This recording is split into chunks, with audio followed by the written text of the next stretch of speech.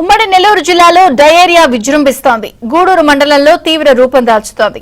చెన్నూరు గిరిజన బాలుర వసతి గృహంలో 21 మంది విద్యార్థులు డయేరియాతో అస్వస్థతకు గురయ్యారు. రెండు కేసులే ఉన్నాయండి. బాగున్నారు పిల్లలు పలకరించి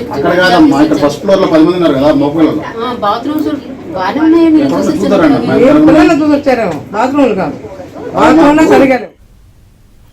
నెల్లూరు జీజీహెచ్ లో చికిత్స పొందుతున్న డయేరియా బాధితులను కలెక్టర్ హరినారాయణ్ పరామర్శించారు.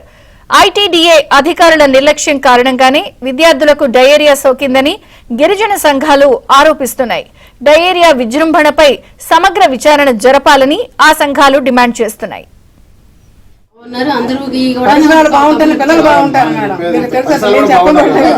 చెప్తానమ్మా, నా నోటీస్ లోకి ఇప్పుడు వచ్చింది కాబట్టి ఆ సెక్యూరిటీ వాళ్ళు పిలిచి జాగ్రత్తగా వాళ్ళందరినీ క్లీనింగ్ చూసేటట్టు చేసుకుంటూ చూద్దాం. ప్రిన్సిపల్ గారు సూపరింటెండెంట్ గారు 3 రోజులు ఏంటంటే 3 రోజులు ఎక్కడ తిరుపతిలో ఉంటారంటే ఏమంటారు?